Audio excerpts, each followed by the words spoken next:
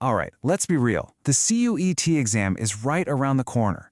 You're staring at the D block elements and your head is just full of all these different stability trends you're trying to memorize. Sound about right?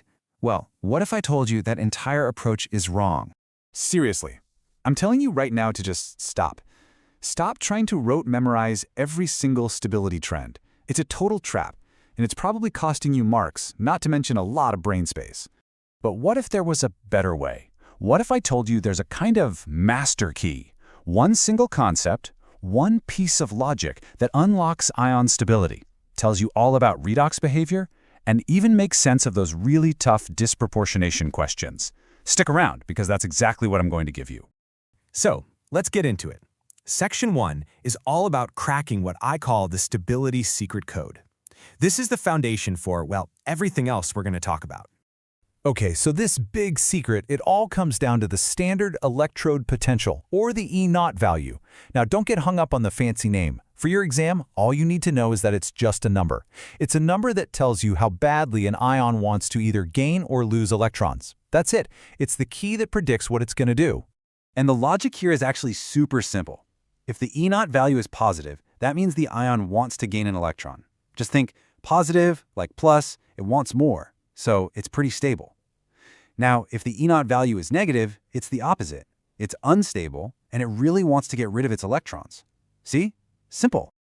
All right, time for our first pause and think moment.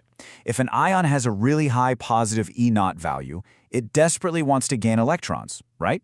So, does that mean it wants to change, or does it want to stay right where it is? Just take a second. You got it? It's stable. It's content. It has no desire to change. And this right here, this is where so many students get tripped up. They waste time trying to memorize a giant table of E0 values. Please don't do that. CUET isn't going to ask you for the exact number. They want to know if you understand the concept. Can you look at a positive or negative sign and figure out what's going to happen next? That's the skill that gets you the marks. Okay, cool. Let's switch gears. Let's put on our exam cracker hats for a minute and see how this logic can help you spot oxidizing and reducing agents in like 2 seconds flat. You want the cheat code for this? Here it is. If you see a negative E0, you know it wants to lose electrons. That makes it a reducing agent. If you see a positive E0, it wants to gain electrons. That makes it an oxidizing agent. Boom, that's the entire game right there. Let's look at a couple of classic examples you've definitely seen on past papers: permanganate and dichromate. In these, manganese is at a +7 oxidation state, and chromium is at +6. I mean, those numbers are ridiculously high.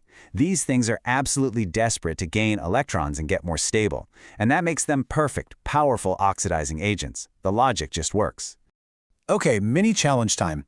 An ion has a very, very negative E0 value.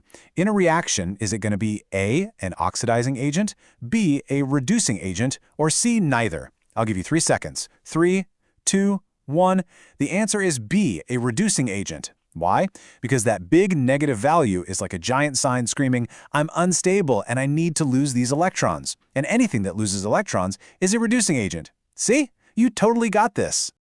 All right, take a deep breath. We're about to tackle the topic that I know freaks a lot of students out: disproportionation. But don't worry. With our E0 logic, this whole puzzle is about to get a lot simpler. So what even is disproportionation? Forget the complicated textbook definition for a minute. I want you to just imagine an ion that's so unstable it can't even find another chemical to react with, so it just attacks itself. That's basically what's happening. It's kind of like a chemical self-destruct button. You have one atom of an element that gives away an electron, and at the same time, another atom of the exact same element takes that electron. It's being both the oxidizing agent and the reducing agent all at once. The classic example everyone uses is the copper ion, Cu+. In water, it's super unstable. So what does it do? One Cu+ ion will lose an electron, and it becomes the much more stable Cu2+. At the exact same time, another Cu+ ion will gain an electron to become stable solid copper. So it literally splits itself into two new, more stable things. Okay, second, pause and think. Why does this even happen? Why can't that Q+ ion just chill out in the water? Think back to our core E0 logic. For it to be able to both gain and lose an electron, its E0 value can't be super positive and it can't be super negative, can it? Pause and connect those dots. It has to be stuck in an unstable intermediate state. And now, this is the big payoff. Let's connect all these pieces of the puzzle and finally reveal that master key I promised you at the very beginning. Remember that promise? One single logic to figure it all out? Well, here it is, the E0 master key. If the E0 is highly positive, the ion is stable, it acts as an oxidizing agent, and nope, no disproportionation. If it's highly negative, it's unstable, it's a reducing agent, and again, no disproportionation. But that unstable zone right in the middle, that's the sweet spot. That's where a species can go both ways, and yes, that's where disproportionation happens. This one table connects everything. So let's wrap this all up. What do you actually need to remember from all this to get that edge on your CUET exam? I want you to walk away with these 3 golden rules. Number 1, positive E0 means stable. Negative E0 means unstable. Simple. Number 2, elements in their highest oxidation states, they're almost always going to be powerful oxidizing agents. And number 3, disproportionation, that's what happens to those unstable intermediate oxidation states. You now have the logical toolkit. You don't have to panic or just blindly memorize facts anymore. You can actually reason your way to the right answer. And trust me, that is a much more powerful way to tackle this exam.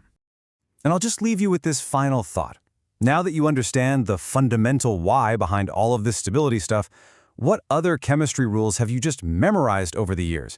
Could you maybe re-examine them now using this kind of core logic? Hey, if this helped clear things up for you, you know what to do. Now, the most important step is to take this logic and apply it. Go do some past papers, some practice questions. That is where it will really start to click. Keep up the amazing work, and let's go crack this exam.